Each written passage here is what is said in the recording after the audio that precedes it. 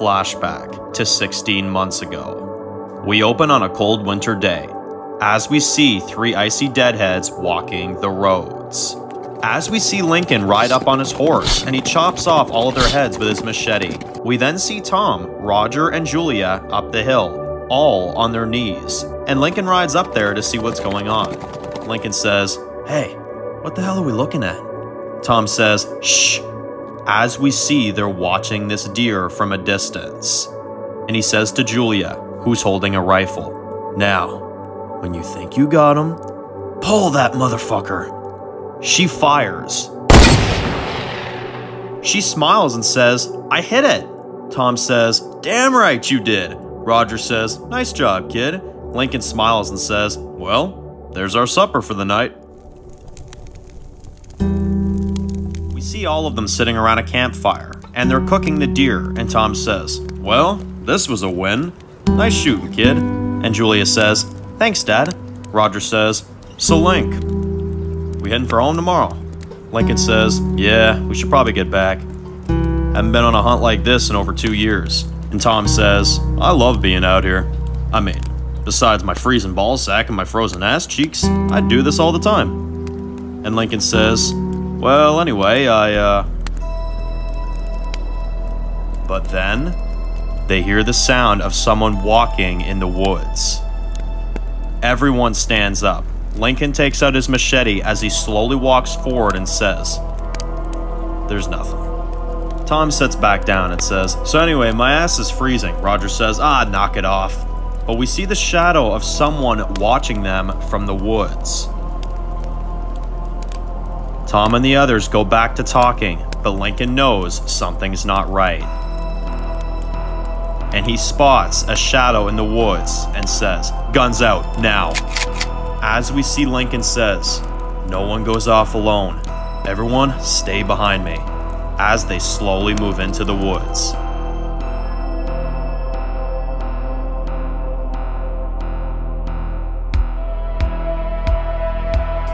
We then see 8 people come out with their hands up, and one of them is a woman, and she says, "Please, don't kill me, please." Lincoln says, "Just the 8 of you." But then we see one more walk up to them and says, "We don't mean any trouble. We just wanted some food." And when the man shows his face, we reveal it's James West, Lincoln's brother, and Lincoln drops his gun and says, "Brother?" James says, "Oh my God, I can't believe it's you, you old fucker." As we see him walk up to him, and they hug as we see a happy family reunion.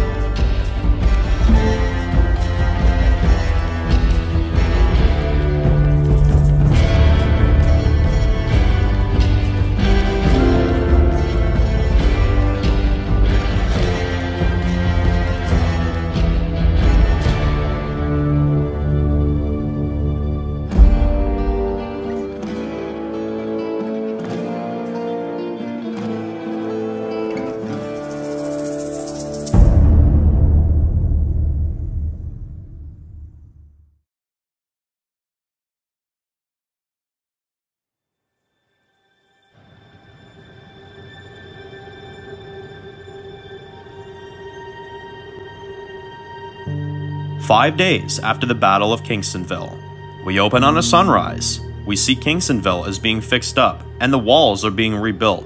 We see Lincoln out for a run, as we see from his perspective the community getting fixed up by his people. We see the people are having to take down a lot of their old crops, and Lincoln looks upset by seeing this happen. We then see him walk into a big office building, where we see gathered around a table Tom, Dave, Haley, Roger, Luke, Sydney, Kezia, Miles, Catherine, Jill, and a few other background characters that are all at the council meeting. And we see this is our council of Kingstonville. Lincoln walks in and he grabs a donut and says, "Thank you for coming so early. Now I wanted to go over some things about the..." And he says, Damn, these are good. Sydney says, yeah, got a full box down at Ben's Cafe. Tom says, oh yeah? Then you should try Tim Hortons, bud. You can never go wrong with them. And Dave says, what the hell is that? Tom says, only the finest place in Canada, bud. Back before I moved down to the States, I practically lived there back in the day. Lincoln says, well, maybe we could take a trip up to Canada one day. But anyway, back to what I was saying.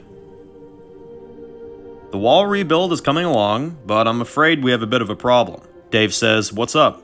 Lincoln says, the workers are telling me that we need a few more parts to finish the build. So I got a list here that Tim wrote down. Now, full transparency here, guys, I do not know half the shit that he's asking for, but there's a hardware store about 80 miles north from here that might have everything we need here to finish this build, but I need volunteers here. A run like this is risky as hell. Going outside our walls now is risky, but if we can't rebuild the wall, then this place is as good as fucked. And after all we did to bring it back, we sure as hell can complete this mission. And in addition, we've had to get rid of most of our crops due to these runners. And Sydney says, that's what we call them now? Runners? Lincoln says, yeah. Well, most of the gardens are seriously fucked, so we gotta replace a lot now. Tom says, alright, well, you know I'm in. Dave says, you got me. Miles says, I'm in. Kezia says, anything you need. Roger says, count me in. Lincoln says, alright. I'll take Tom, Dave, Miles, Kezia, and Roger out there tomorrow. Tom says, you know what? Let me take them this time. Spend some time with your family, Lincoln. You deserve it. I'll take them out tomorrow. We'll be back in a day or two. Lincoln says, Tom, you sure? Tom says, yeah, you've done more than enough for us around here. I've got this one. And Lincoln says, well, if you're sure, brother, I thank you. Now, I got a few other things I want to get done. As we cut to the group all walking out of the council room and going home for the day, we then see Dave lights a smoke and stands outside, where we then see Tom walk up to him and says, 2 smokes, let's go. Dave says, Jesus Christ, man. How about 1, you crazy bastard? Tom says, well, best be a fucking good one there, bud. As Dave gives him one, we then see Rivers walking up to them, and she says, you got another one of those? Dave says, oh, sure. Here you go. Tom says, oh yeah, but now you're more than happy to give her one. Dave says, Tom, you probably owe me like 100 packs of smokes by this point. Rivers laughs and says, sounds like my brother. I used to steal his cigarettes all the livelong day. Tom says, my question is, why do they keep giving in every time? Rivers says, I know, right? It's like, of course we're gonna keep asking. Tom says, well, I hate to leave a good moment, trust me, but I gotta get back. Bar open soon. As we find out through his dialogue, Tom owns his own bar again. Tom says to Dave, you coming tonight? Dave says, I don't know, man. I want to spend some time at home tonight, before the run tomorrow. Tom laughs and says, doing what? Is it past your bedtime? You gotta go Betty by or something? Rivers and Tom laugh and Dave says, alright, fine, buddy, but 1 drink and 1 drink only. Dave walks away and Tom says, see you tonight, buddy. Rivers says, so, you have a bar? Tom says, yes, ma'am, I do. You can come if you want. Bring Nathan and Vivian along. Rivers says, sure, but is it really, Tom says, like a real bar? Yes. She says, okay, but does it have, Tom says, a pool table? Yes. She says, okay, but does it have, Tom says, drunken idiots that we gotta haul out at 3 a.m.? Sure does. Rivers laughs at this and says, okay, big guy, you got it. And she starts walking away and says, see you tonight, Tom. And as she walks away, we see Tom whispers, see ya. And he smiles and then walks away.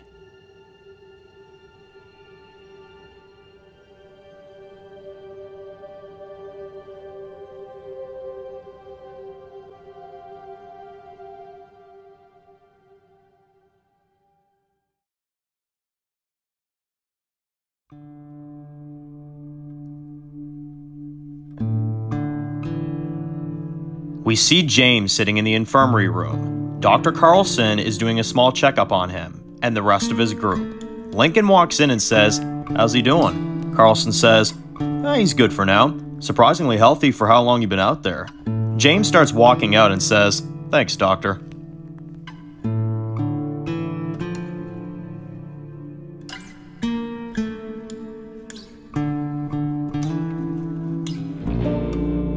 We then cut to Lincoln and James walking out of the Kingstonville hospital, and Lincoln says, I can't believe you're alive. James says, you as well. I never thought you would even have a chance surviving this kind of mess. Lincoln says, hey, I'd say we've done pretty good all things considered. James says, well, it's impressive. Truth be told, I thought we'd be dead in a few more weeks out there. Lincoln says, Yeah, well, things out there have gotten more and more ugly from the looks of it. James says, well, your assumption couldn't be more spot on, brother. There's nothing for food out there. Even animals are getting too hard to come by. Lincoln says, well, I'm sure you may have heard, but we have what we call a screening process for those who are new to the place. James says, oh, I'm down to do that. Yeah, anything we need. Lincoln says, no, family always comes first. You found me after all these years. I take it as a sign of a bright future somewhere in this dark mess. James looks at him and says, maybe. Lincoln says, it will. Trust me. Now, let's get to your new house. James says, I get a house? Lincoln says, yeah, part of this place. Unfortunately, we can only spare the one at the moment, but your people do have a place to stay temporarily, until we can figure out a more permanent solution. James says, I thank you, brother. You have no idea what this means to me. Lincoln says, come on, I'll show you around. As they walk off and take a tour of Kingstonville.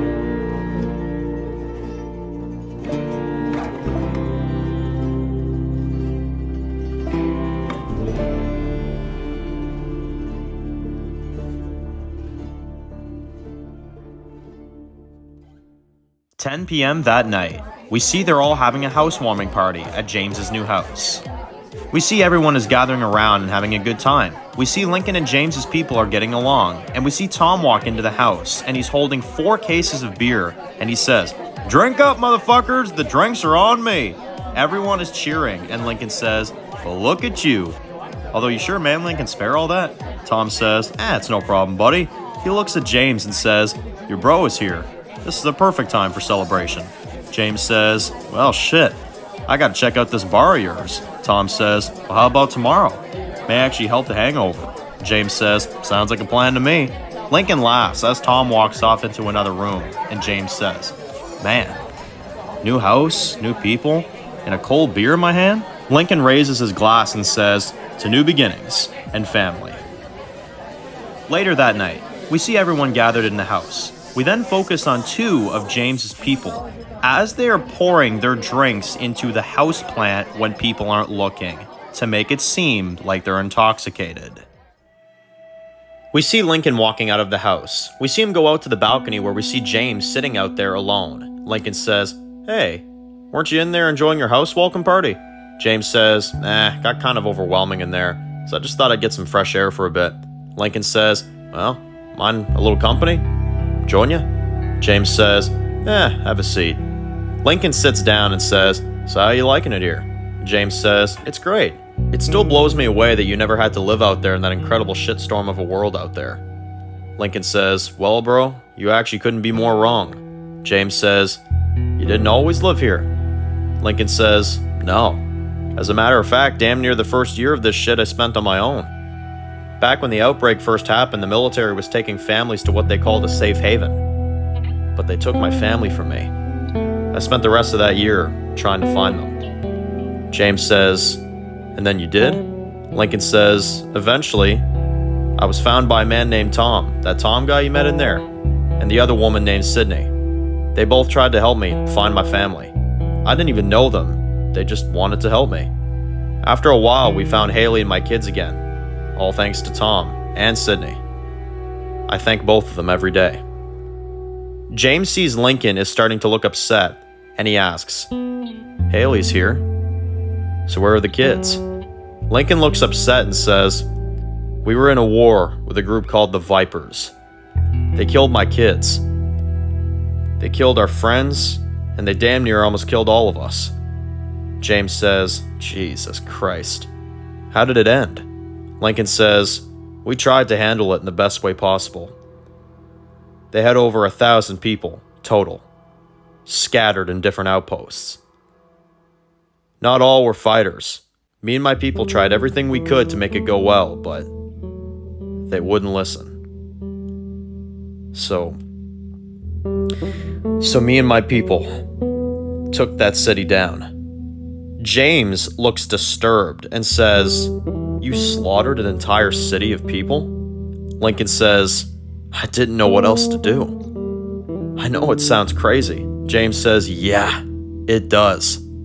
"That's not my big brother." Lincoln says, but listen, I knew, okay? I knew in that moment that if I didn't kill them that night, I would probably lose my wife next, or she would lose me, or my people would have died. I know that doesn't make it right. James says, I hate to tell you, brother, but nothing in this world is right anymore. There's just a lot of wrong. Lincoln says, I just wanted it done. And I didn't care how. As long as my family is safe, and my family only is safe, I don't give a fuck what kind of person I might seem like. It's all for them. James says, Jesus, it sounds like you people have been through hell. Lincoln says, yeah. The past 4 years I've just tried to focus on raising little Billy. James says, well, I'm not gonna lie, it's a miracle you're still standing here today. But I never knew you had this in you, brother. I don't even know what to tell you right now. Lincoln says, well, what about you? There's no way you've been out there surviving without something going down in all this time. James says, I don't know if I want to talk about it, brother. Lincoln says, hey, it's all right. It's me, brother. We're family. Come on, you can tell me anything. James says, I said I don't want to. And he gets a bit defensive. Lincoln says, well, all right. James looks at him and says, me, Angela, and Isaac all tried to flee Atlanta back at the start. The city was getting ugly. People breaking into cars, pointing guns at each other, military everywhere, the dead coming back to life. And when my wife and my son were driving in that truck that night, I knew that the news was not overhyping this thing. Lincoln says, how'd you get out? James says, me and my son did. We ended up getting into a horrible car accident. Me and Isaac were trying to get Angela out of there, but I remember Isaac just sitting there asking me, Dad, why is she not waking up? Why is she not waking up, Dad? What are we gonna do? Lincoln says, oh my God. James is crying and says, and she turned. And that's when I knew the rumors were right all along. And I knew what I had to do. So I pulled out my gun and I shot my wife in the head. And I took my son and we ran for as long as we fucking could, man. I made it out. And for the almost 2 months, we tried to survive on our own. And then I found my people that are in that house right now that you see. And there's only a few of them left. At least some of them are still here. Lincoln says, so where's your son now? James looks at Lincoln and doesn't answer at first. And he then says, dead. He's dead. Lincoln says, damn. I'm sorry. How did he die? We then see Dave walk out to the balcony and he says, hey James, how's the new place treating you? James says, oh, it's good. Me and Lincoln were just saying some old stories to each other. Dave says, oh well, I'm so sorry for the interruption, but Tom's getting the twister mat set up. You know what that means. Lincoln says, oh my God, is he that fucked up already? Dave says, yeah, we better shut this party down before the house starts to look like the post-apocalyptic ones outside the walls, for fuck's sakes. Lincoln says, all right, I'll be in there in a second. Dave says, sounds good, as he walks back inside. Lincoln says, sorry about that. James says, I'm still trying to get all these new names right. That's Dave, correct? The outsider. Lincoln says, yeah, me and him go back a long ways. We actually used to be enemies back when everything started. We damn near almost killed each other. I can't even count how many times. And hell, Tom almost tried to kill him twice the amount of times as me and Kezia. James says, Kezia, that's the girl with the bow, right? Lincoln says, yeah, she's on watch tonight, although I'm sure you'll get to know her pretty soon too. And James says, I look forward to it. Lincoln says, just maybe don't bring up I told you about Dave. Kezia still isn't all that fond of him. James says, so Dave did horrible things to her as well? Lincoln says, yeah, you could say that. James says, well, letting the enemy into your walls never ends well. Lincoln says, no, Dave's fine. He's a changed man. Trust me. James says, people don't change, Lincoln. They just choose to act different before getting themselves killed. The more influence you have, the more likely you are to be abused. Lincoln says, yeah, well, anyway, what do you say we put this party to rest? James says, sounds like a plan. We cut to inside and we see Dave and Tom playing Twister, and Tom says, alright, left foot red. Hey, that's my spot, motherfucker, get out of my way. Dave says, well, move your big fat ass and give me some damn room. Lincoln walks in and says, alright, games are over. Tom says, Lincoln, we're in the middle of a very serious game here, bud. Lincoln says, what game? You mean the game that's a clear disguise as a workout? Give me a fucking break. And Tom says, well, to be fair, I think the people like it. We take a small pan of the room, and Lincoln says, there's like 10 people left. You scared the rest of them off. Tom says, alright, fine, let's just finish this. Lincoln rolls his eyes and says, alright, 5 minutes and that's it.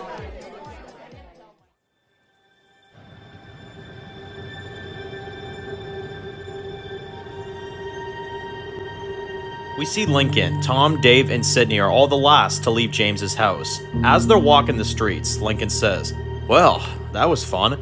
Tom says, yeah, your brother is cool as shit, bro. Dave says, yeah, I mean, who lets us party like that within the first night they're here? Tom says, I gotta take him to Manland tomorrow. Dave says, yeah, probably a good idea. Sydney says, I just can't believe you found him after all this time. Lincoln says, I know, that guy hasn't changed one bit. I love it. Tom says, well, I got the house to myself tonight. Julia's gonna be up in like an hour or so. She's got armory watch for a few hours, so I'm chilling for a bit. Lincoln and Dave both start walking down the next road towards their houses, and Lincoln says, alright, well, you guys have a good night. Dave says, night, guys. Tom says, you know what? I might make me a late night pizza. Sydney says, oh, why do you have to say that when I have a few drinks in me? Tom says, yeah, I'm definitely gonna make a pizza. You wanna join for a bit? Sydney says, good shit. Let's do it. We see it's the middle of the night. We see a mist of fog that's within Kingstonville, and we see Sydney is leaving Tom's house and starts walking home. It's quiet. Nothing but silence. Sydney turns the corner and can see her house up ahead. But then, she is startled by a blood trail in the streets. Sydney looks panicked and follows the blood trail. She looks freaked out as we see the blood trail leads to... There's a dead body of one of the residents of Kingstonville laying up against the wall with blood all around him. We see part of the wall is open as we see someone tried to get in or someone tried to get out. Sydney looks horrified as we see the people of Kingstonville walking up to the scene. We then see Catherine walks up to this with Dave, and as Catherine looks at this, we reveal her dreams she's been having in the current timeline is a reoccurring event that happened over a year ago. And as Lincoln walks up to the scene, he looks at this in total shock, and he looks very angry and says, oh my god. We then see Julia in a panic runs up to Lincoln and says, oh my god, Lincoln, the armory was raided. Same with the infirmary. Someone murdered Sam. I was going to my shift and he was laying there dead on the floor in the infirmary. Someone definitely did this. Lincoln looks upset, but then flips the switch and goes full leader mode. Alright, Dave, Sydney, I want you two to check every house, make sure everyone's okay. Tom and Roger, I want you both on full armory guard duty until I return. Luke says, well, whoever did this has a shit ton of guns now. Lincoln looks at the busted up part of the wall and looks very suspicious and says, James. Has anyone seen James? We cut to Lincoln, Miles, and Luke going to James's house, and Luke says, you think he's alright? Lincoln's in a rush and says, I hope so, as he knocks at the door, but no one answers. Lincoln says, James, it's me. There's been an incident, and I gotta make sure you're alright. He knocks again and says, brother! James! But there's still no answer, and Lincoln says, shit. He then starts kicking the door over and over again, trying to get in, and he then, after a while, manages to knock the door in, as all three of them enter James's house. We see they check all the floors, and Miles checks upstairs, and Luke checks downstairs, but there's nobody there. Lincoln looks worried as he calls out for James. Miles and Luke both walk up to Lincoln, and Miles says, he ain't here anymore. Luke says, you think the killer took him or killed him? Miles says, or, and just hear me out on this, But Lincoln then sees a note written on the counter that says, "I'm sorry it had to be you." And Lincoln looks at this with pure anger, and Miles says, "Oh my God." Lincoln has tears rolling down his eyes and says, "No, no, no, no, no!" We see Lincoln has everyone gathered up in the garage, and Dave's looking at the note and says, "You sure it's him?" Lincoln says, "I know my brother's handwriting. It's him." Haley says, "I can't believe he did this." Julia says, "It's my fault. I showed up 10 minutes late to my shift, and if I didn't, Sam wouldn't have died." Tom says, "Sweetheart, you can't think like that, all right? If it wasn't Sam, it was going to be you. Think about that." Luke says, "So what do we do?" Tom says, "He took guns, medicine, food, and let's not forget the 2 lives he took." Lincoln looks beside himself and says, "I have to go after him." Dave says, "Well, I'm coming too." Kezia says, "Me too." Tom says, "You got me." Miles says, "Me too." And Lincoln says, "All right, we go. Haley, you're in charge." And she says, "Be careful." And she kisses Lincoln, and Lincoln says, "I will." And as we see Lincoln get on his bike, Kezia, Tom, Miles, and Dave get into a truck. Kezia says, "I'll drive." And as we see the 5 of them drive off to go after James.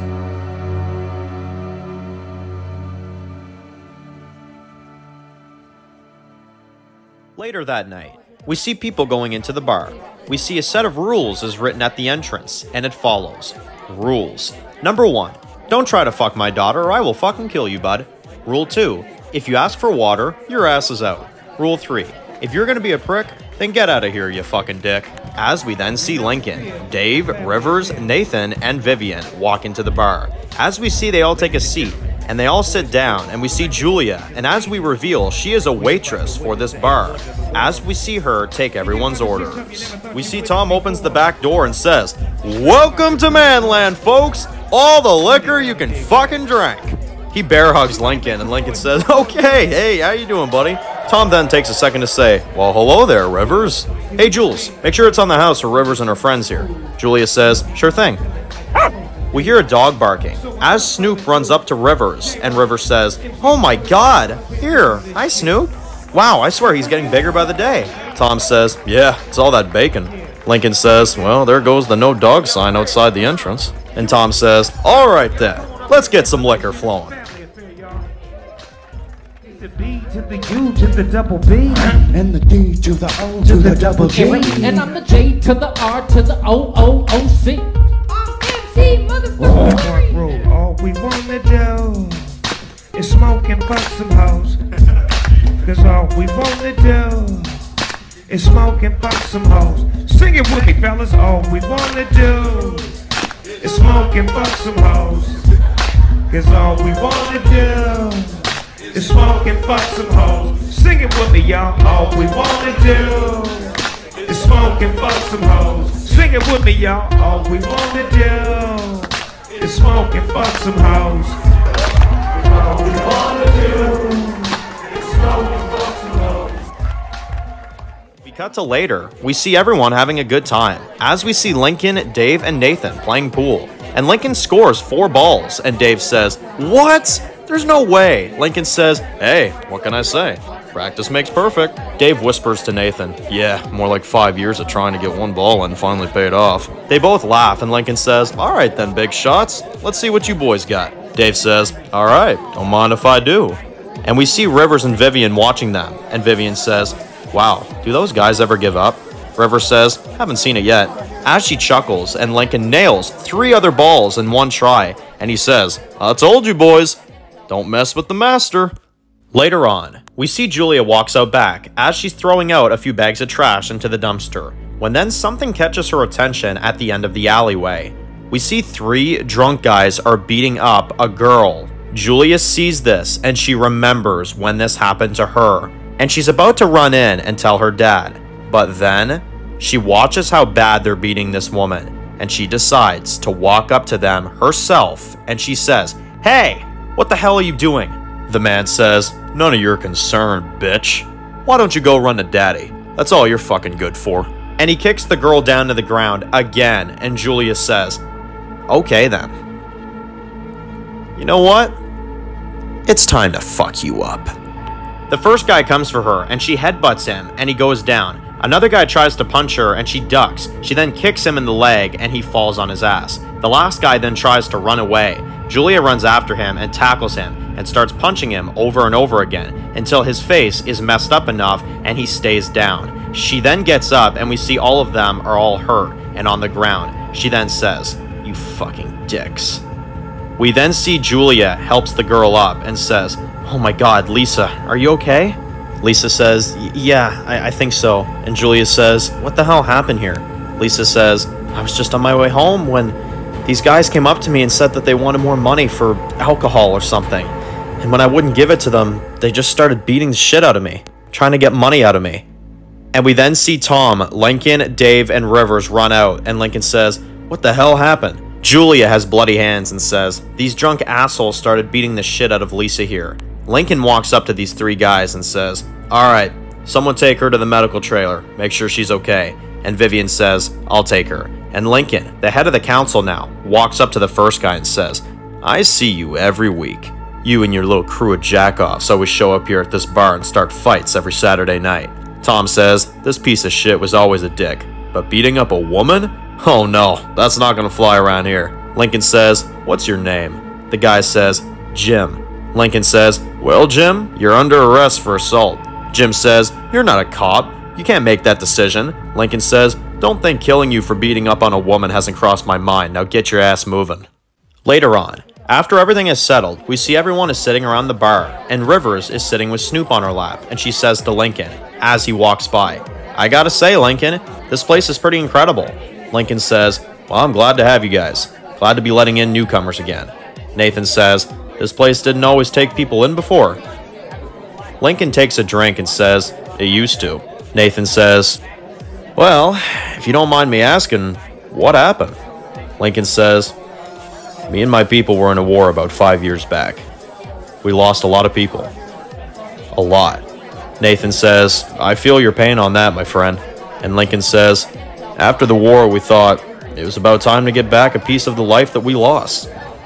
But I chose to believe that people out there, they deserved a second chance too. So me and Mr. Miller both tried to turn this place into a safe haven, and for a while it was working, and the community was bigger and better than we ever could have imagined. But things changed. River says, why? Lincoln says, let's just say that this place almost fell a while back, but we won, and we got it back once again. We then hear Tom in the background, Bruce, you completely pissed yourself, bud. Jules, take this fucking drunk bastard home, will ya? Lincoln laughs and says, well, I wanted to believe that I couldn't trust anyone anymore. But you three reminded me that there's still good people out there. So you shouldn't really be thanking me. I should be thanking you. And Nathan hugs Lincoln, and Tom walks over and says, aw, the hugging stage of the liquor. Oh, those are the greatest. And Lincoln says, yeah, well, on that note, I'm going home for the night, guys. Nathan says, yeah, me too. Tom says, probably for the best. This is the turning ugly stage of the night. Tom looks over and says, no, Bruce, don't piss on my floor. Julia, I told you to take him home. Julia says, I was, but when his fly comes down, I'm out. And Tom says, all right, well, let's let the bastard finish.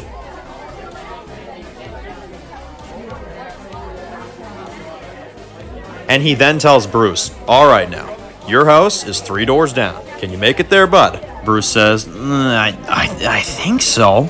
Tom says, all right, now, remember what I said last time. Where do you piss when you're wasted? He says, the bathroom or Dave's front lawn. Tom says, that a boy. Lincoln, Dave, Nathan, and Vivian walk out, and it's now just Tom, Julia, Rivers, and Snoop. And Tom walks over and starts cleaning the bar off with his rag.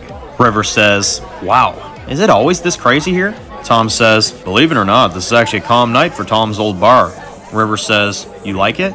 Tom says, yeah, I used to have a place like this, before the world fell, of course. River says, you did this before? Tom says, yeah, I moved up to Washington a few years before the dead started rising. But before that, I was in Newfoundland, Canada. River says, never been to Canada. What's it like? Tom says, oh, it's the greatest. You got free healthcare, all you can eat Tim Hortons, nice people. You freeze your nuts off for like 6 to 12 months, but aside from that, it's great. River says, sounds nice. What made you want to come down here? Tom says, I don't know. Wanted to change, I guess. I used to break up a million different bar fights back in my day, though. Rivers laughs and says, what about now? Tom says, nah, most people are chill around here, although occasionally you do have your pissers. And Rivers says, well, I'll take it over fights. It's what it is, I guess. Sometimes you gotta be an annoying mad drunk, but be nice underneath. But whoever you are, the liquor always wins. And Tom says, that's what I always say. Rivers laughs, and they kind of stare at each other. And Rivers says, well, I should get going. Tom says, oh, alright. Got an early morning tomorrow myself, so probably a good idea. Hey, you want to come tomorrow? You can, if you want. Rivers says, sure, sounds like a plan to me. I'll see you tomorrow, Tom. And as she's on her way out, Julia walks in and says, Bruce made it home, Dad. Tom says, perfect. Let's close up. After hours, we see Tom walking home, when we then hear the sound of something like footsteps coming from the outside of the wall. And he stops. He puts his ear up against the wall, but now he hears nothing, and he says, fuck, I really gotta stop drinking on the job. And as he walks away, we see he did hear something, as we see the shadow of boots on the other side of the wall.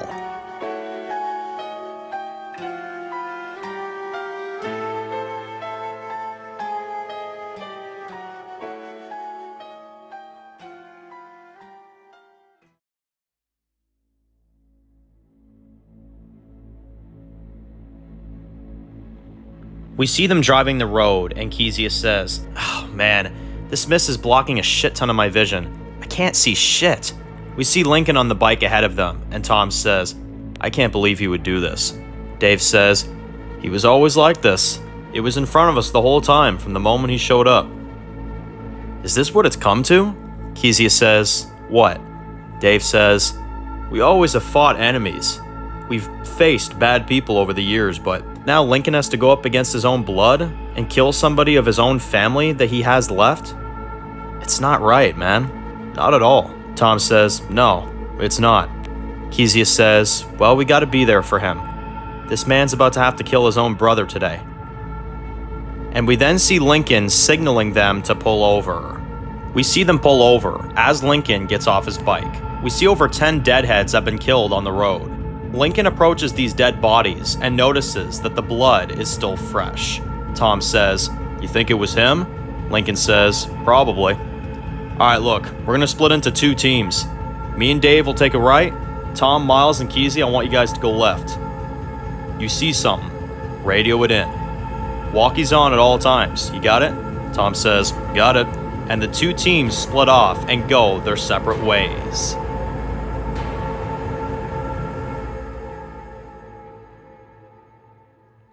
We see Tom, Kezia, and Miles walking through the woods, and Tom says, you see any tracks? Miles says, no, I don't see nothing. Kezia says, well, they were in the area. We know that. Tom says, alright, let's keep moving. We see Lincoln and Dave walking through the woods, and Kezia radios in. Nothing down here yet, but we'll keep looking. Over. Lincoln says, copy that. Over. And Dave says, you okay?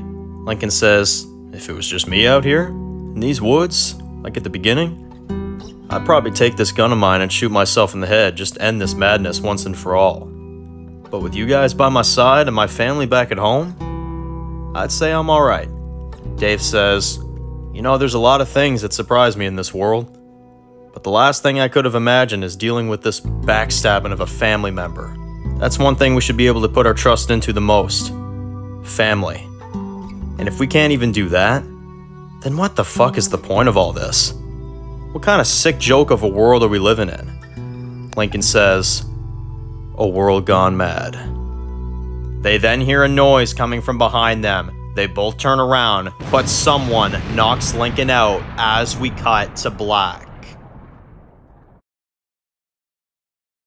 Lincoln wakes up tied to a tree. Dave is also tied up to a tree next to him. Lincoln asks, how long was I out? Dave says, "The sun is on its way up. It's been over an hour for sure." Lincoln sees a car loaded with supplies, and he says, "There it is." James and the other 8 people are talking about something, and Lincoln says, "Shit, we gotta get the hell out of here." Dave says, "I don't see a way out of here, man. I don't." James walks up to both of them and looks at his brother directly in the eyes and says, "Well, well, well. Look who's finally awake." Lincoln says, "I trusted you." James says, "Well, that was a mistake." Lincoln looks upset and says, "Why, brother? Why? I gave you a bed to sleep in. I gave you a home. I gave you everything. Why? Tell me, why?"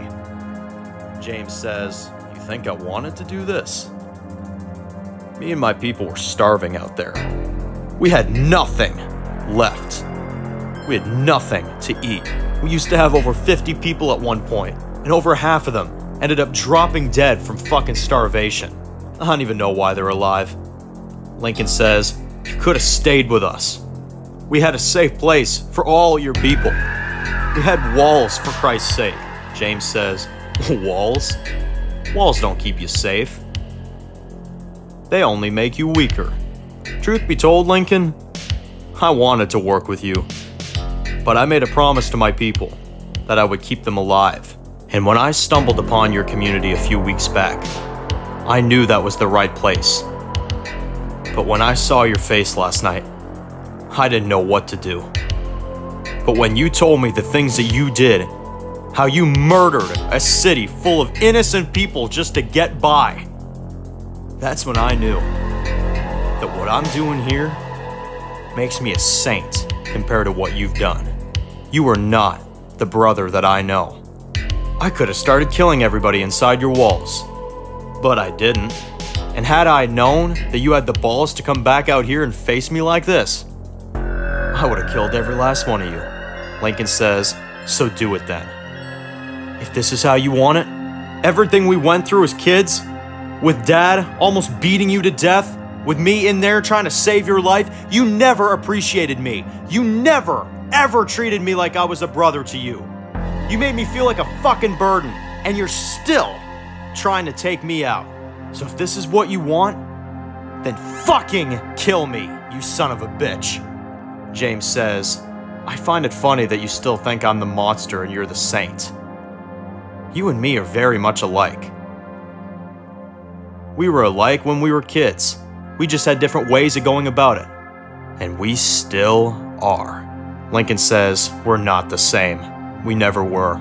James says, "As I said before, brother," as he looks over at Dave, "people don't change, Lincoln.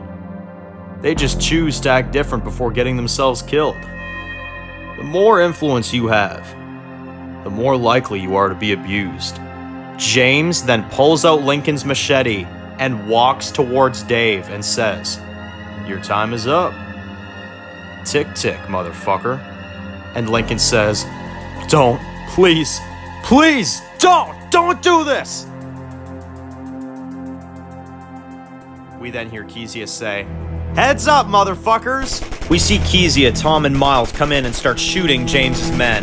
James sees this and tries to run away. Kezia is able to shoot him in the leg, but he gets away. Tom then unties Lincoln and Dave. Meanwhile, Miles fights 3 guys all at once. He puts a knife into the first guy's mouth all the way to the other side. He then slits another guy's throat and takes the last guy and smashes his head against the tree until he falls. He then finishes him off with putting his sword into his throat.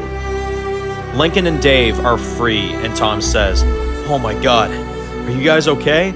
Everyone is hugging each other, but Lincoln doesn't give a shit. He sees his machete on the ground, and he picks it up and starts following James's trail. We see James is running away. He runs across this little covered bridge. As he runs across, as we see him run off to the edge of this cliff, where he stops. He looks down and sees how far the drop is, and he tries to turn back, but then we see Lincoln runs up to him. James pulls out a knife and comes after him. James knocks Lincoln down on the ground, and the machete falls in the grass. James punches him over and over again. Lincoln then kicks him and James goes down. Lincoln starts strangling him and says, "You did this, you son of a bitch. You tried to kill me. You put my family in danger. My own fucking brother." He sees the machete in the grass and he tries to go for it. But then Tom and the others walk up to them and Tom gives Lincoln his gun back and says, "You may need this, brother." And Lincoln takes the gun and points it at James as we see James spit out some blood and says, "You're not gonna do it. You never will." Lincoln says, "Dave, get the car. Get all the supplies back home. Everyone go with him. This is something I gotta do on my own." And they all walk away. And when it's just Lincoln and James, Lincoln says, "I can't believe you're making me do this. I always thought if we found each other again that it would be different." James says, "You can't change the past, brother. Just like you can't bring Ryan and Macy back." Lincoln looks angry and clicks his gun and says, "You did this. This is all you." James laughs and says, "Everything happens for a reason, brother."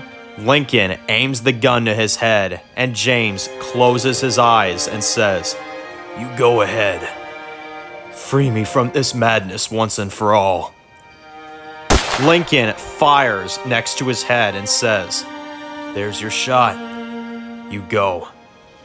Run and you keep running. And if you ever show your face back here again, or try to harm my family ever again, I swear to Christ I will kill you, brother."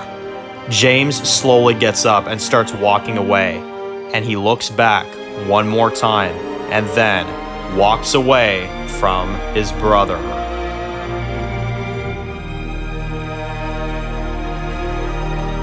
Lincoln cries as he falls to his knees and sits there with his gun in his hand and breaks down as we see a sunrise in front of him.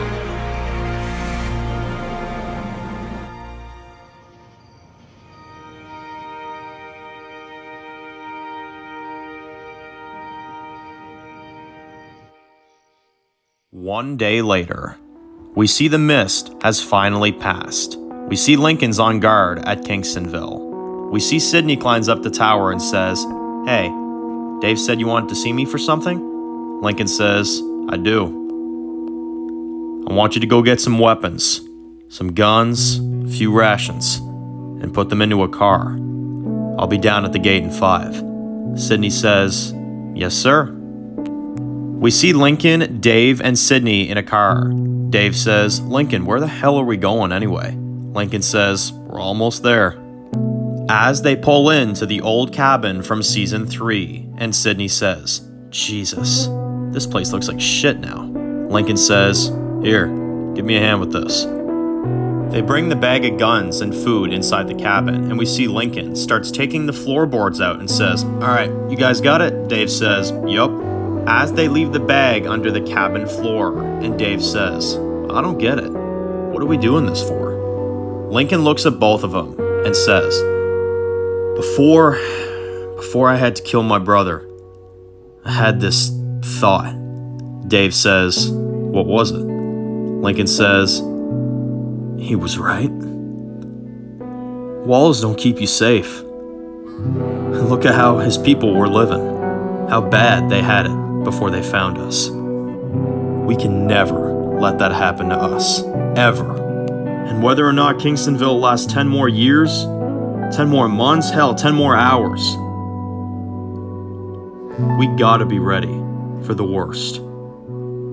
Because everyone that's alive this long, that's done the things they've needed to do to survive, is always a monster." And he covers up the floor as we cut to black.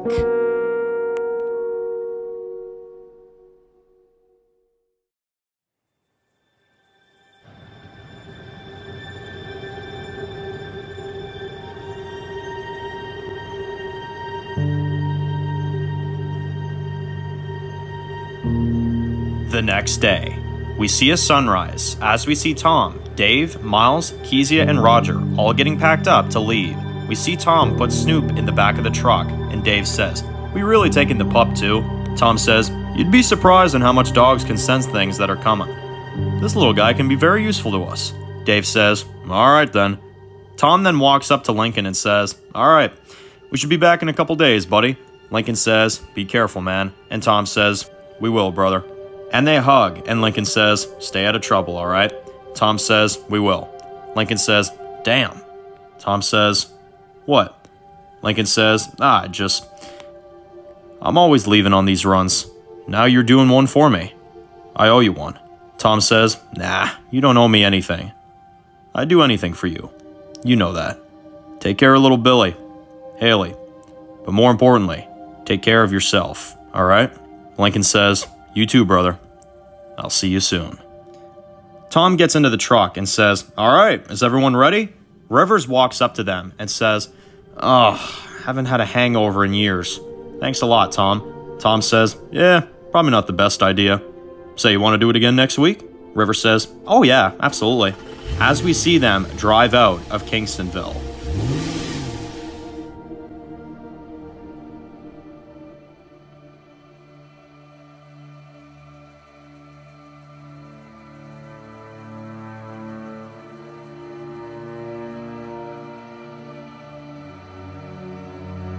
Later that day, we see them driving in the truck. Tom is driving and Rivers is in the passenger seat, and she says, "How much further?" Tom says, "I think we're about 30 miles out. We don't usually come out this far, but makes for an alright road trip, I guess." Roger says, "You know, road trips are good because it really gives you time to get to know each other and bond." Rivers says, "Yeah, well, once this hangover passes, you can do all the bonding you want."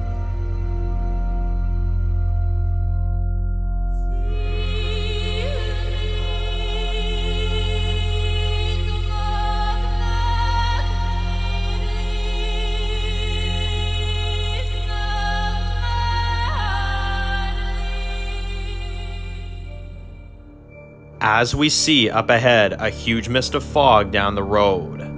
As Tom and the others see this, we see it's triggering something in Tom, Miles, Kezia, Roger, and Dave. And Tom pulls over as they all get out of the truck, and we see Kezia looking out down the hill from a distance with binoculars. And she says, "Holy shit."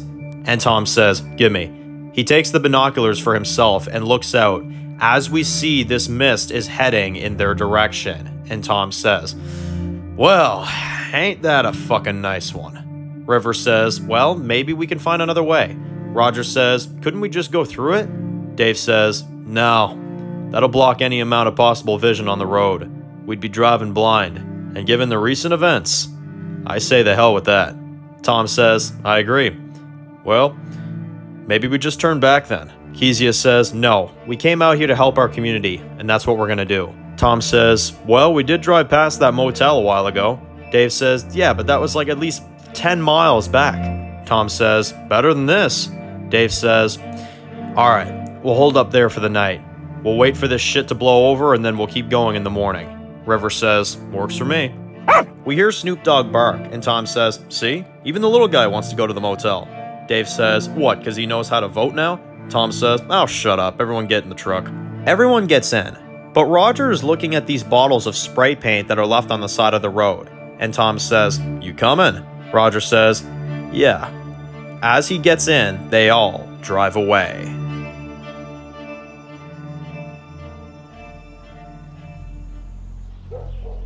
Back in Kingstonville, we see Lincoln on guard, and we see Zach climbs up the guard tower and says, "Hey, Mr. West." Lincoln says, "Hey, kid, what are you doing up here?"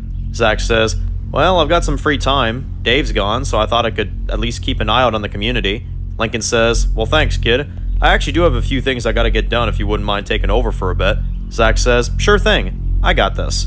Oh, and by the way, Catherine wanted me to tell you. She went down to the cell to feed Jim, but he's refusing. Thought you should know." Lincoln says, "Shit. Alright, I'll go have a talk with him." As we see Lincoln climbs down the guard tower and says, "Jeez. Life just gets better and better, don't it?" But as he's walking by, he stops as he hears the sound of whispering outside the walls. He takes a second to listen, but he doesn't hear it anymore. And then he just thinks it's nothing, and he keeps walking.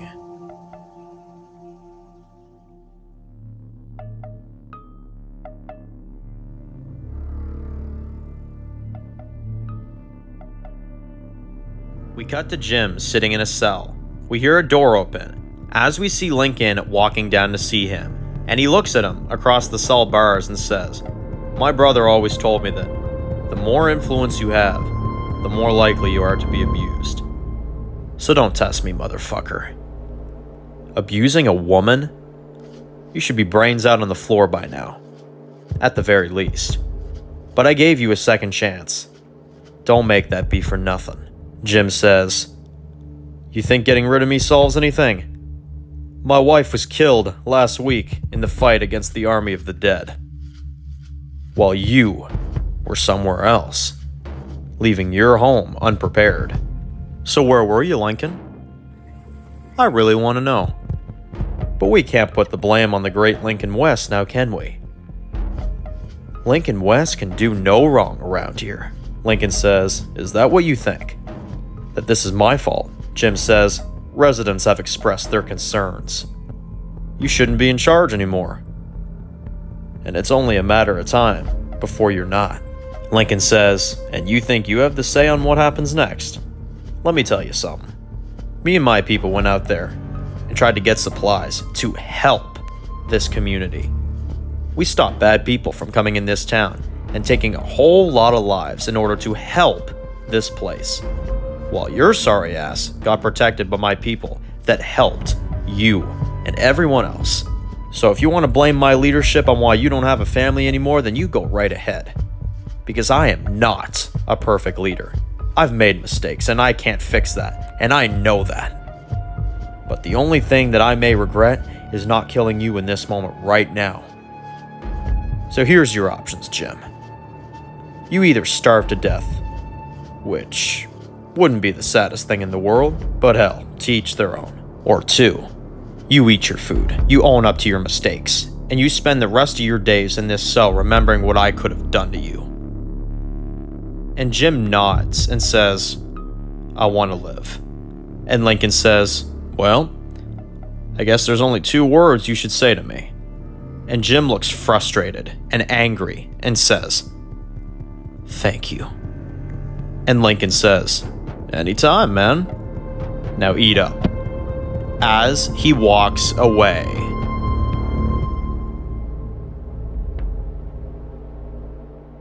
After sunset, back with Tom's group, we see they made it to the motel, and they're all sitting around a campfire trying to stay warm. Tom says, "Good thing we brought some food for the road trip. Should be a couple more days worth at least." We see Snoop Dogg in the background eating as well, and Tom says, "Wow, boy, you finished that fast. Must be good." River says, "No wonder he's growing so fast." Tom says, "Hey, I really wanted to say I'm sorry for this." River says, "For what?"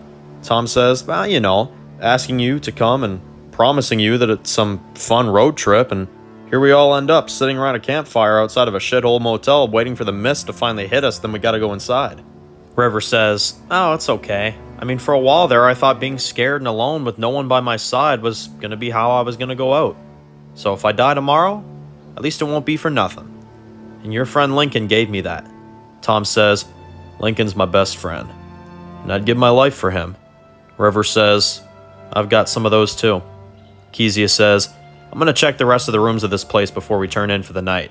Dave says, "Alright, probably a good idea." Dave says, "This place looks sketchy as fuck. But hell, as long as I don't have to hear Tom snoring, I'm good."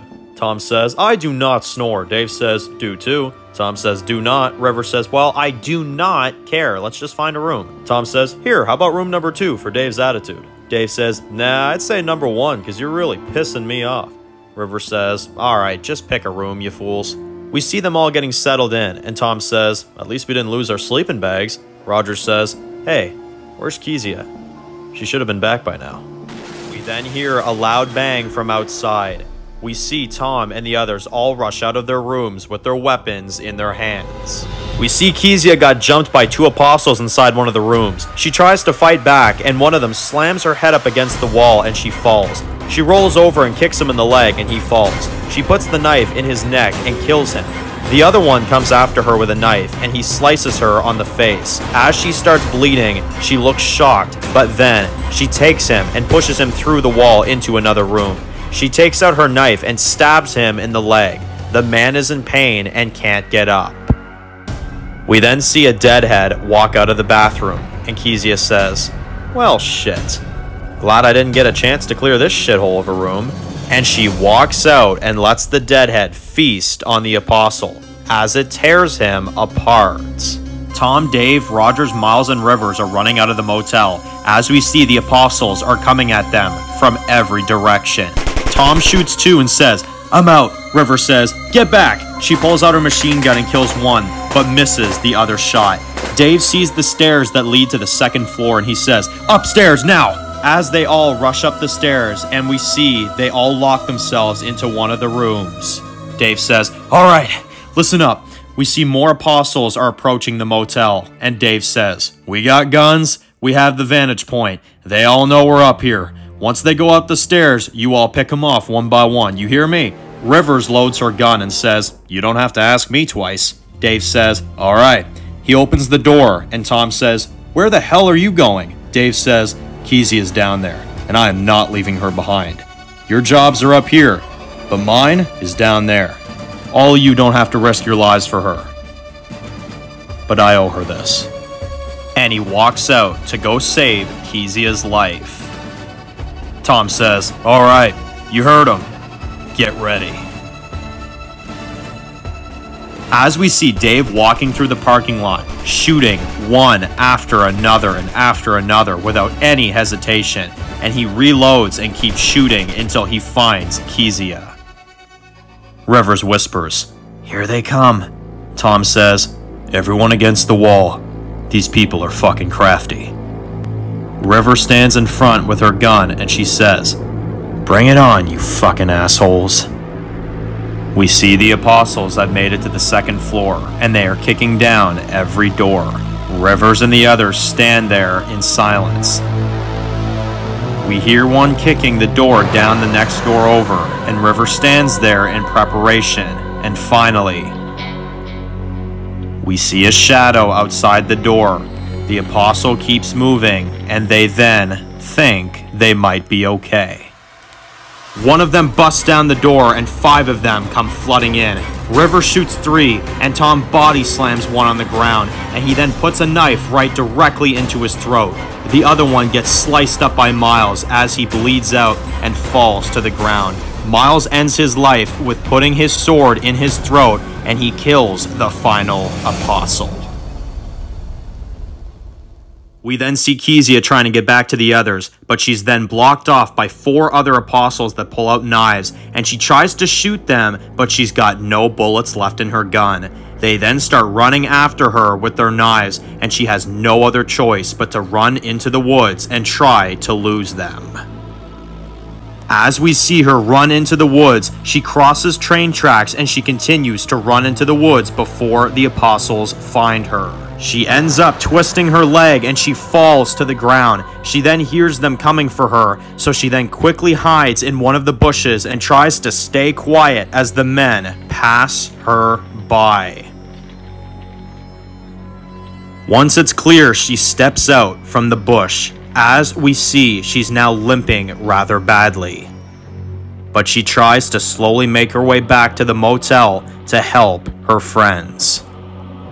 We see her make it back to the tracks. She sits on them and takes a breather. We can see she's having trouble walking. But then, she sees something coming from the distance. There's a train driving towards her from a distance. She looks freaked out and tries to get up as fast as she can. As she's limping into the woods, we see the train stop. We see she's trying to get away, but she then falls to the ground and thinks they won't be able to find her. But then, we see a man dressed in black walks up to her and says, "Pardon the disturbance, my dear. This'll only hurt for a few seconds." As he puts a needle in her neck and says, "Your suffering will be over soon." As she passes out, we see the other two guys put her on the stretcher and put her into the train. As we see the train drive away with Kezia with them.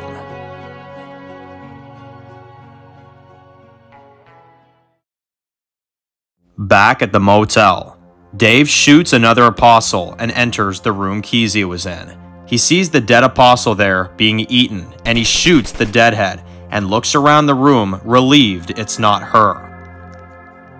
He walks outside with his gun up, looking for Kezia. He walks into the bar next door. As he walks across the bar, whispering, "Kezia, you here? Kezia." We then hear someone say, "She's not." Dave turns around to see an apostle walks in, and Dave says, "Where the hell is my friend?" The man says, "Friend? I thought you hated Kezia, Mr. Miller." Dave says, "How do you know my name?" The apostle says, "Oh, I know a lot about you, Dave. You've killed our brothers. Our family has suffered because of you. And soon enough, you'll face the wrath of Bishop." Dave laughs and says, "I ain't bending the knee to you pricks. The only one that's going to be on their knees in the next couple minutes is your sorry ass. So tick tick, motherfucker. So you talk all you want about justice, but you can't even show me your face when you make your threats." The apostle says, "You think I'd be talking to you if I thought you were threatening?" Apostles never speak to the ones they feel threatened by. We never show our faces, but you are fucking pathetic. Here, maybe this'll remind you. And he takes off his mask, and we see it's James. James smiles and pulls out a knife, and Dave tries to shoot him, but he's got no more bullets left in his gun. James says, "You know, out of all the people here, I thought you'd be the trickiest one to take down. Fortunately for me, you're gonna be the easiest one." Dave says, "I'm gonna ask you one more time. Where the fuck is Kezia?" James says, "You're never gonna see her again, Dave. My guys will find her. She's probably in pieces by now. Her soul will be released soon enough. We will free her from this madness. As for you, well, guns bore me to fucking death. So let's make this fun." Dave says, "No problem." As he as well pulls out a knife. He swings at James. James then ducks and headbutts him. Dave punches him. James then stabs Dave with a knife. Dave yells in pain. James then tackles Dave to the ground, and the knife is still in him. James starts beating Dave's face in over and over again. James starts strangling him, and Dave is trying to stop him. As he's on the floor, he grabs the knife and pulls it out of himself and uses it to stab James in the leg. Dave is then able to make him distracted, and he kicks him across the room onto a table that breaks in half. James is slowly trying to get up, but Dave kicks him in the gut. James says, "Come on, is that all you got? Let's go." James then kicks Dave in the leg and he falls. But then Dave gets up and he pushes James directly out of the window. Dave then notices he's bleeding pretty bad from the stab, and as the blood is on both of his hands, we then hear gunshots being fired. Tom, Rivers, Miles, and Roger all run back down the stairs. We see the mist has gotten so bad to where they can barely see ahead of them. Dave runs outside the bar, but he sees James is now gone. Tom, Rivers, Miles, and Roger run up to him, and Tom says, "Oh my god, are you alright? Where's Kezia?" Dave spits out some blood and says, "I don't know, but..." He spits out some blood and he says, "It was him." Miles says, "Who?" Dave says, "James, Lincoln's brother. The fucker's still alive." Tom says, "What? Lincoln said he killed him." Dave says, "That's what I thought too. Apparently he didn't. The son of a bitch damn near almost killed me. Did you get them all? Tom's about to answer, but they then spot a few more apostles running into the woods. Rivers tries to shoot them, but she's got no bullets left in her gun. Dave has a mouthful of blood, and he looks angry and starts walking towards the truck. And Tom says, Dave, what are you doing, Dave? Dave says, I'll run him off. As he gets in the truck and starts it, he then speeds off to go kill the remaining apostles. River says, shit, you think he's gonna be able to get them? Mal says, with most people, no. With Dave Miller, he'll be back in a few minutes. Now come on, let's make sure there's no more of these masked freaks in and around here. As we see a montage of Kingstonville, we see everyone walking the streets late at night. We see Julia serving people drinks at Manland until Tom returns. We see Haley is fast asleep, but Lincoln can't sleep as we see him roll out of bed. We see the train driving down the train tracks as they pass a sign on the road that says, Ziltramite, your road to survival's destination. We see Dave driving fast down the road, trying to chase down the remaining apostles, as we see the look of determination in his eyes. We see Tom, Rivers, Miles, and Roger walking all around the dead bodies of the apostles that they killed. And Rivers then stops for a minute and says, guys, you hear that? As Tom and the others listen, and as we zoom out from the motel, we see a group of deadheads are heading towards the motel. Back in Kingstonville, we see Lincoln walking the roads late at night, when all of a sudden he hears screaming coming from down the block. He starts running in that direction as fast as he can, when he then sees over 10 people are all looking at something, and when Lincoln walks up to the scene, we see a dead body laying there, covered in blood that's all over the ground. Lincoln looks angry and slightly terrified as he remembers when his brother did this in the past. And as he remembers the past, he sees the blood in the streets, people scared, and we see, written in blood on the Kingstonville walls, Killer behind you, as he experiences this moment all over again.